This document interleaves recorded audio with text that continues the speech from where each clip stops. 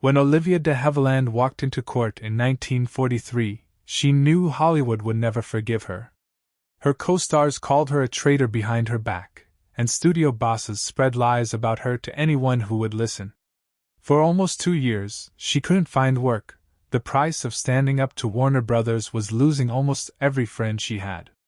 This is the real story of how America's sweetheart became Hollywood's most hated woman.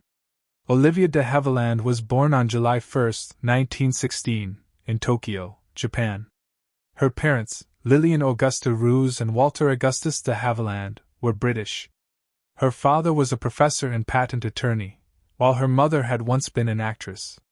A year later, Olivia's sister, Joan Fontaine, was born. The family lived in Tokyo's International District during a time when the world was still recovering from World War I. But everything changed in 1919 when Lillian discovered Walter's infidelity. She made the difficult decision to leave him and took both daughters to California, while Walter stayed behind in Japan and remained distant for most of their lives. They initially settled in San Francisco, then moved to Saratoga, a quieter town south of the city, where Lillian hoped the warmer weather would benefit her daughter's health. Olivia and Joan grew up without their father, a fact that deeply shaped their childhood. Even without him, Olivia showed early signs of determination. She loved reading and storytelling, small hints of the career that would one day define her. Their last name, de Havilland, came from the family's roots in Guernsey, a small island in the English Channel, and that British heritage gave Olivia a sense of identity as she found her way in America. In 1924, when Olivia was 8, Lillian remarried. Her new husband, George Milan Fontaine, was strict and believed in discipline, setting rigid rules and rarely showing affection. Olivia and Joan were forbidden from joining extracurricular activities, and Fontaine demanded complete obedience. When Olivia began acting in school plays, tensions escalated. Fontaine gave her an ultimatum: give up acting or leave home forever. At just 16, Olivia chose to leave and pursue acting on her own. She had already fallen in love with the stage at Los Gatos High School, performing in plays like Alice in Wonderland and The Merchant of Venice. Despite her stepfather's opposition, she never gave up. In 1933, something unexpected happened. Max Reinhardt, a renowned theater director, was producing A Midsummer Night's Dream at the Hollywood Bowl. Olivia was cast as an understudy for the role of Hermia. She was only 18, and it seemed like a small step, but when both the lead actress and original understudy dropped out, Olivia got her chance. Her performance captivated the audience, and more importantly, Reinhardt recognized her potential. Warner Brothers was turning A Midsummer Night's Dream into a film, and Reinhardt insisted Olivia be cast. The studio agreed and signed her to a 7-year contract in 1934, starting at $200 per week, a fortune for a teenage newcomer. The film, released in 1935, was Olivia's big break. She starred alongside James Cagney and Dick Powell, already established stars, but Olivia's natural screen presence made her stand out. Her true breakthrough came later that year in Captain Blood, a bold move by Warner Brothers during the Great Depression. The studio took a risk by casting 2 relatively unknown actors, de Havilland and Errol Flynn, in lead roles. She played Arabella Bishop, the spirited niece of a Jamaican plantation owner, opposite Flynn's Peter Blood, an Irish doctor who becomes a pirate. Filming took place from August to October 1935, and when the film premiered on December 28, it was a hit, earning 4 Academy Award nominations, including Best Picture. The film introduced de Havilland's charm and elegance to the world, making her a rising star. Her chemistry with Flynn was undeniable, and together they became one of Hollywood's most beloved on-screen duos, starring in 8 films together. Their next major success came with The Adventures of Robin Hood in 1938, a Technicolor spectacle filmed between September 1937 and January 1938. De Havilland played Maid Marian, a role that could have been just another damsel in distress, but she made Marian brave and intelligent, willing to risk everything to help Robin Hood and his men. The film premiered on May 14 and cemented her status as a true Hollywood icon. The Adventures of Robin Hood, 1938, became an instant classic and earned an Academy Award nomination for Best Picture. But despite the film's success, Olivia de Havilland felt increasingly trapped. Her roles were always the same, the elegant love interest standing beside a heroic man. While audiences adored her in these parts, she longed for more. She wanted characters with depth, women who didn't just support the story, but drove it forward. That opportunity finally came with Gone with the Wind, 1939. Warner Brothers loaned her to producer David O. Selznick, allowing her to play Melanie Hamilton, a major departure from her usual glamorous roles. Melanie wasn't flashy or impulsive, but she had a quiet strength that made her unforgettable. Filming began in January 1939 under director Victor Fleming, after George Cukor was replaced. De Havilland worked alongside Vivien Leigh as Scarlett O'Hara and Clark Gable as Rhett Butler. While Leigh's fiery performance dominated the screen, Olivia's portrayal of Melanie brought heart and resilience, transforming her into far more than just Scarlett's gentle friend. When the film premiered on December 15, 1939, at Loew's Grand Theater in Atlanta, it became one of the most successful movies in history. De Havilland earned her first Academy Award nomination for Best Supporting Actress. The award ultimately went to her co-star, Hattie McDaniel, who made history as the first African-American Oscar winner. Still, Olivia's nomination proved she was more than a supporting love interest. Melanie became a turning point, requiring subtlety and emotional depth rather than just beauty and grace. The roles showed Olivia what she was capable of, and what had been missing in her career. She no longer wanted to be the sweet girl in male-driven films, she wanted complex, challenging characters. But Warner Brothers wasn't interested in change. They continued offering her the same roles, and she had finally had enough. If she wanted something different, she would have to fight for it. In 1943, Olivia de Havilland changed Hollywood forever by suing Warner Brothers. At the time, actors had very little control over their careers. Studios signed them to long-term contracts and decided what roles they could accept. De Havilland had been under contract since 1936, originally for 1 year. But Warner Brothers kept extending it through a clause known as suspension, which paused the contract anytime she refused a role or became ill, making it nearly impossible to reach the contract's end. By 1943, she had served 7 years, but the studio claimed she still owed them time. On August 23, 1943, she filed a lawsuit against the studio, citing California Labor Code Section 2855, which stated that no personal services contract could exceed 7 years. Her argument was simple: suspensions shouldn't override that legal limit. If she won, it would set a groundbreaking precedent. The legal battle dragged on for over a year. Warner Brothers tried everything to silence her. They blacklisted her, sent warnings to other studios, and attempted to destroy her reputation. But Olivia refused to back down. On December 8, 1944, the California Court of Appeal ruled in her favor. The decision stated that 7 years meant 7 calendar years, not 7 years of active work interrupted by suspensions. The ruling became known as the de Havilland Law, and it shattered the studio's power to trap actors in endless contracts. The victory, however, came at a cost. De Havilland spent $113,000 in legal fees, equivalent to about $230,000 today, and was out of work for nearly 2 years. Many believed her career was finished. But in 1946 she proved them wrong. Signing with Paramount Pictures, she starred in To Each His Own, a performance that earned her the Academy Award for Best Actress. In just one film, she went from blacklisted to Oscar winner. 3 years later, she won another Academy Award for The Heiress, a role that showcased her emotional depth and dramatic power. In between, she starred in The Snake Pit, one of Hollywood's earliest films to address mental illness, earning her another Oscar nomination and solidifying her place as one of the era's finest actresses. Olivia de Havilland's legal battle made her a hero to countless actors trapped in unfair contracts. Even her sister, actress Joan Fontaine, once admitted, "Hollywood owes Olivia a great deal." But not everyone saw her as a hero. Studio executives labeled her a troublemaker. Jack Warner, who had once tried to crush her career, never forgave her. Some in Hollywood never forgave Olivia de Havilland for what she had done. She was called spoiled, and many actors distanced themselves from her, afraid of angering the studios. But in the end, she had changed Hollywood. Between 1935 and 1941, de Havilland and Errol Flynn became one of the greatest on-screen duos in film history, starring in 8 films together. Their chemistry was so powerful that audiences believed their romance had to be real. Flynn, the charismatic Australian actor, was instantly drawn to de Havilland when they met at Warner Brothers in 1935.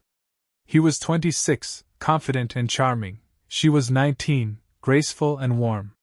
Their first film, Captain Blood, proved they had something special, and the adventures of Robin Hood 3 years later made them legends. Off-screen, their relationship was complicated. De Havilland admitted she had feelings for Flynn but refused to act on them, knowing he was married to actress Lily D'Amita. Flynn, however, had no problem confessing his love. At a grand ball in 1937 held for the coronation of King George VI, he told her how much he wanted to be with her. She turned him down, urging him to resolve his marriage first, but he never did. Years later, in his autobiography, he wrote that he had loved her deeply. When de Havilland read those words, she was surprised but touched. Even decades after Flynn's death in 1959, she admitted their connection was never insignificant.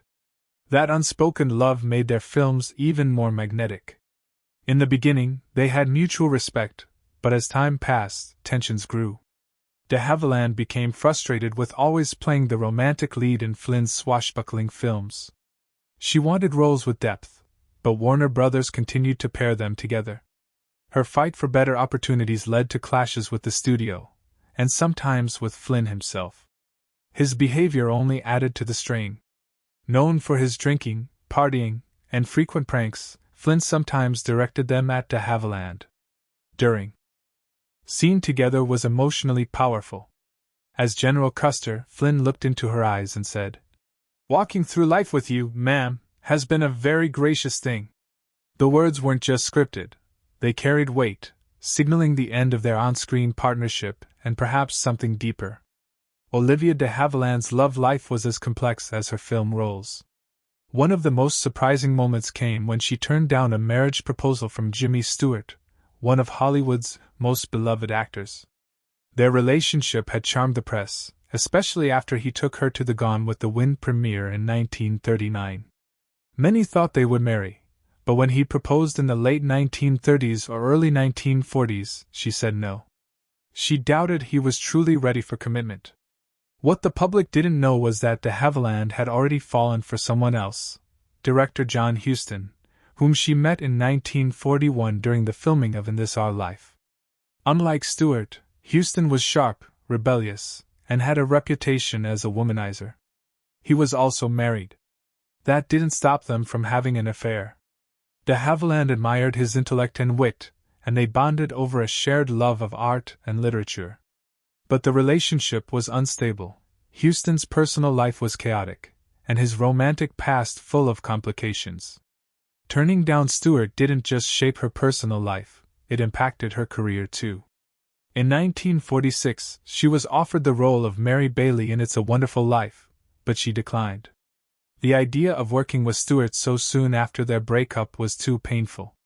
That same year, Stewart earned an Oscar nomination for the film, while de Havilland won her first Academy Award for To Each His Own. Her love life, like her films, continued to capture public fascination. In 1946, Olivia de Havilland married Marcus Goodrich, a novelist best known for his book Delilah. But the marriage quickly began to unravel. She later learned through newspapers that Goodrich had been married 4 times before her. Their relationship became toxic, marked by emotional and physical abuse. One of the most shocking incidents occurred when Goodrich, in a rage over being served beef steak pie instead of steak and kidney pie, hurled the dish across the room. For years, she endured his unpredictable outbursts.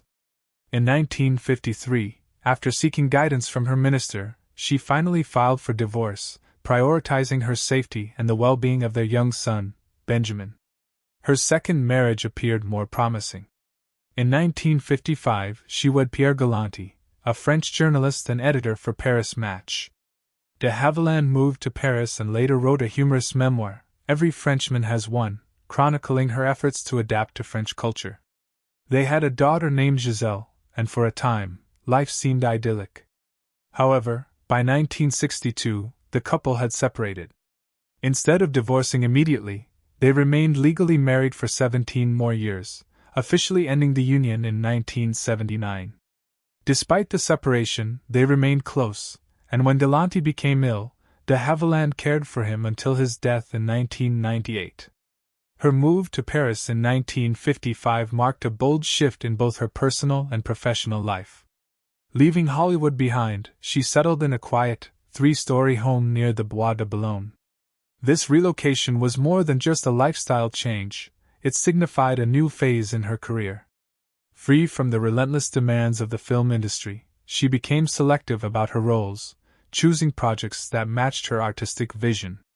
One of her standout performances during this period came in 1964 with Hush, Sweet Charlotte, a psychological thriller directed by Robert Aldrich. Initially, Joan Crawford had been cast opposite Bette Davis, but behind-the-scenes tensions and illness forced Crawford to leave the project. De Havilland stepped in, transforming the role of Miriam with elegance and chilling restraint. The film was a hit, earning 7 Academy Award nominations. Her portrayal added a new layer to her acting legacy, moving beyond romantic heroines to complex characters filled with nuance and menace. Life in Paris offered more than professional freedom. She embraced European culture, became fluent in French, and regularly attended major events like the Cannes Film Festival. She was no longer bound by Hollywood's rigid structures and timelines. Instead, she shaped her own career. As the film industry shifted in the 1970s, favoring younger actresses, de Havilland adapted. She turned to television and theater, finding fresh ways to showcase her talent. In 1986, she played Dowager Empress Maria Fyodorovna in Anastasia, The Mystery of Anna, a TV miniseries that earned her critical acclaim.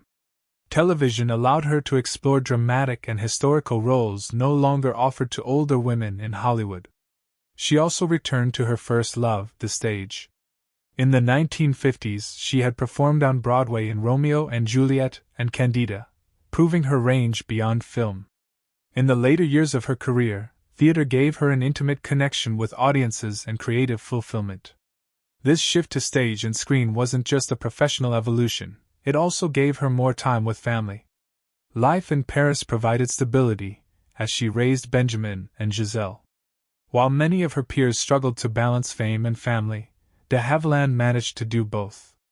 Even after retiring from acting in the late 1980s, her legacy only continued to grow.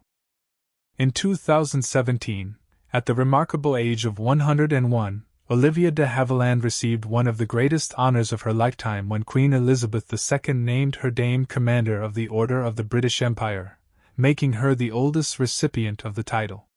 She called it the most gratifying birthday present, as it came just days before her 101st birthday. Due to her age, she couldn't travel to London for the official ceremony, so the honor was presented at the British Embassy in Paris. Over the years, she received many other prestigious awards. In 2008, President George W.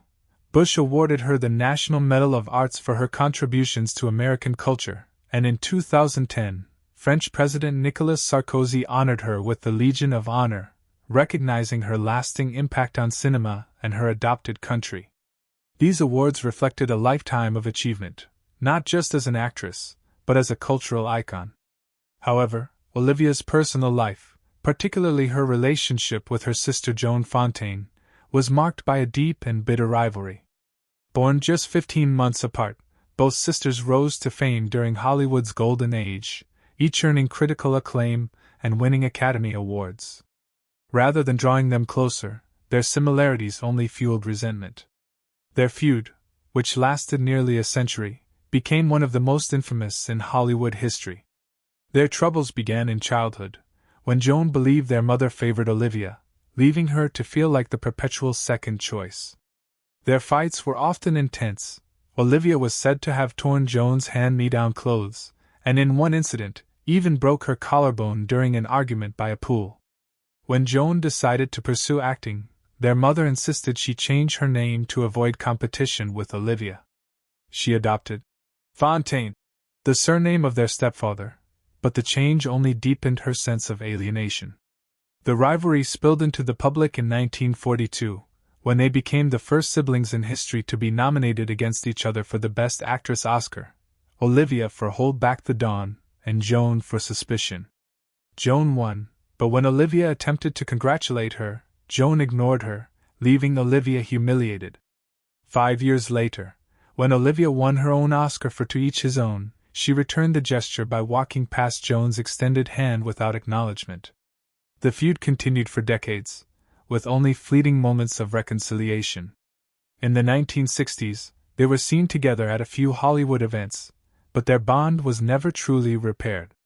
Joan later reflected on their rivalry in her autobiography, writing, "I married first, won the Oscar before Olivia did, and if I die first, she'll undoubtedly be livid because I beat her to it."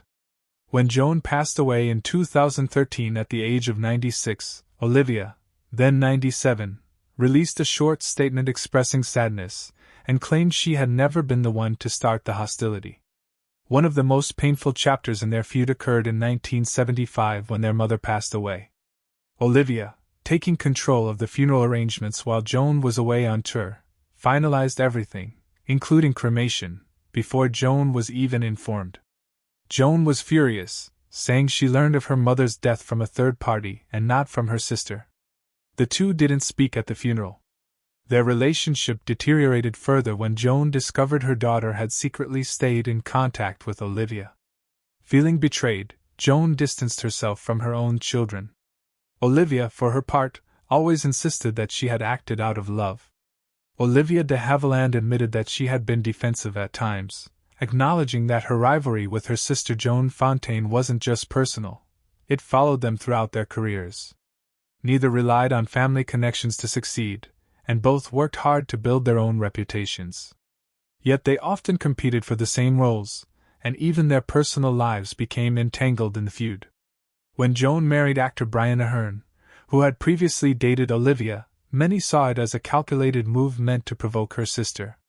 Decades later, in 2017, de Havilland found herself in another battle, this time with FX Networks and Ryan Murphy Productions, over her portrayal in the miniseries feud, Bet and Joan, which centered on the legendary rivalry between Betty Davis and Joan Crawford. Catherine Zeta-Jones played de Havilland, who was 101 years old at the time and known as one of Hollywood's most dignified and respected figures. However, the show depicted her as someone who spread gossip and made cruel remarks about others. In one scene, she was shown calling her sister an expletive, a word she insisted she had never used. She had actually referred to Joan as a dragon lady, a term she felt was far less malicious. De Havilland filed a lawsuit, arguing that FX had used her name and likeness without permission and inserted false scenes, including a fabricated interview at the 1978 Academy Awards. Having spent a lifetime avoiding Hollywood gossip, she felt the series unfairly tarnished her legacy. Her lawyers warned that such portrayals, if left unchecked, could threaten the reputations of other public figures. The case gained national attention and in 2018 reached the California Court of Appeal, where the judges ruled in favor of FX. The court found that feud was protected under the First Amendment as a creative work that dramatized historical events rather than strictly adhering to facts. The ruling set an important legal precedent, confirming that public figures cannot control how they are depicted in dramatized media. For de Havilland, the loss was deeply disappointing. In March 2018, the U.S. Supreme Court declined to review the case, ending her legal fight and ordering her to pay FX's legal fees. While some viewed the decision as a victory for artistic freedom, others believed it left celebrities vulnerable to misleading portrayals. De Havilland believed the ruling ignored her rights and posed a risk to others in the public eye. On July 26, 2020, Olivia de Havilland passed away peacefully in her sleep at her home in Paris. She died of natural causes at the age of 104, marking the end of an era. Tributes poured in from around the world. The Academy of Motion Picture Arts and Sciences called her an immeasurable talent, while actor Jared Leto described her as a class act who opened doors for so many. Her death was more than the loss of a legendary actress. It signaled the passing of one of the last remaining icons of Hollywood's golden age. But Olivia de Havilland was never just a star of the past. She was a fighter, a pioneer, and a woman who shaped the industry in extraordinary ways.